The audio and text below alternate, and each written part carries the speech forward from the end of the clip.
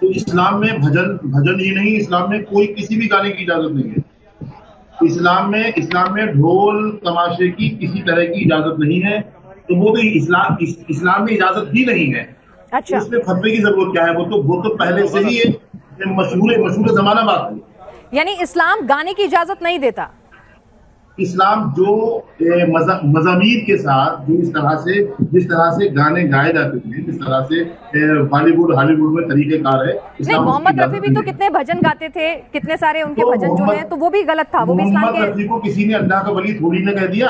अच्छा, मोहम्मद रफी ने गाए हैं, तो मोहम्मद रफी के लिए किसी ने नहीं कहा इन्होंने जायज काम किया, उन्होंने भी नाजायज काम किया। क्या हिंदू देवी इस्लाम के देवताओं खिलाफ के लिए काम किया जो मुस्लिम समुदाय के लोग भजन लिखते थे, उनकी धुन बनाते थे, वो भी गलत था या बनाते हैं अभी भी या लिखते हैं? देखिए वो तो धुन बनाना तो इस गुनाह की बुनियाद है।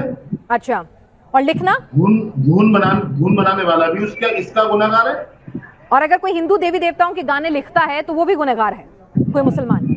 मैंने आपसे कहा ना, देखिए हमारे यहाँ अल्लाह, उसके रसूल, उसके फरिश्तों पर यकीन करने वालों को मुसलमान कहते हैं जी। अल्लाह के सिवा कोई इबादत के लायक नहीं। जो हमारा कलमा है, ला इलाहा इल्लल्लाह मुहम्मद रसूलुल्लाह, अल्लाह के सिवा कोई माबूद नहीं, कोई इबादत के लायक नहीं, और मोहम्मद अल्लाह के रसूल है। साहब लायक मत बोलिए, क्योंकि देखिए सुनिए ना, लायक मत बोलिए, कहिए इजाजत नहीं, क्योंकि लायक मेरे लिए मेरा भगवान कितना लायक है ये मैं जानती हूँ, आपके लिए आपका अल्लाह कितना लायक है ये आप जानते हैं, तो कम से कम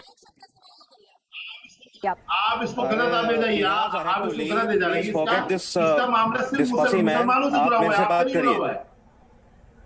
जी चलिए, यहाँ पर फिरोज अहमद बख्श साहब भी कुछ कहना चाहते हैं। फिरोज साहब, आप क्या कहना चाह रहे हैं?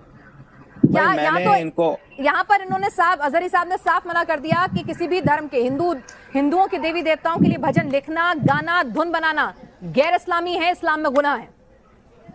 हाँ, आपको मेरी आवाज पहुंच रही है? फिरोज साहब देखिए, मैंने आपको भी सुना, इनको भी सुन लिया मैंने, और जिस तरह की इंटरप्रिटेशन ये अजहरी साहब दे रहे हैं, ये सही इंटरप्रिटेशन नहीं है, इस्लाम की कट्टर इंटरप्रिटेशन है।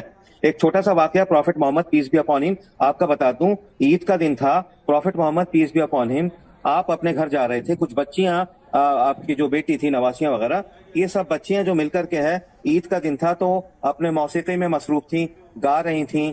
तो जैसे ही आप prophet Mohammad peace be upon him घर के अंदर पहुंचे, आपको देख के डर गई, बुजुर्ग हैं, पता नहीं क्या कहेंगे, सजा देंगे, डांटेंगे, फटकारेंगे।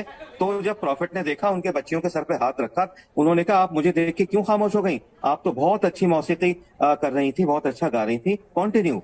ये है इस्लाम का टोन और टेन्योर। और रही बात ये कि अगर कोई भजन गा ले, क्या है, मोहम्मद रफी ने जो भजन गाए उनको दुनिया पसंद करती है, और भजन गाने से या आरती में शरीक होने से इस्लाम इतना कमजोर नहीं है कि आरती में शरीक हो जाए, वो शिर्क नहीं है। ठीक है, आप हर चीज को अगर शिर्क कहेंगे तो उससे काम नहीं चलेगा। मेरा एक दोस्त है, बचपन का दोस्त है मेरा, वो घर आके होली वाले दिन सामने मेरे एक टीका लगा देता है, वो जो गुलाल होता है मेरे माथे पे, मैं खामोशी से माथा आगे कर देता हूँ, वो खुश हो जाता है। Prophet Mohammad peace be upon him आपने ये भी कहा था, किसी की दिल आजारी करना, दिल दुखाना इस्लाम में सबसे बड़ा गुनाह है। ठीक है, इसमें कोई शिर्क नहीं है। ये आपके सोचने का असल में इतना कट्टर आप लोगों ने अजहरी साहब बना दिया इस्लाम को। माफ कीजिए, 2 सेकंड और लूंगा, इसके बाद I will not come back. तो इस्लाम को इतना कट्टर बना दिया है कुछ लोगों ने। इस्लाम बड़ा सहल है, बड़ा आसान है, लेकिन जिस तरीके से एक किस्सा कह के, मौलाना आजाद जब एजुकेशन मिनिस्टर थे तो फगवाड़ा रेलवे स्टेशन पे उनको कहा गया कि नया स्टेशन इंट्रोड्यूस कर रहे हैं हम,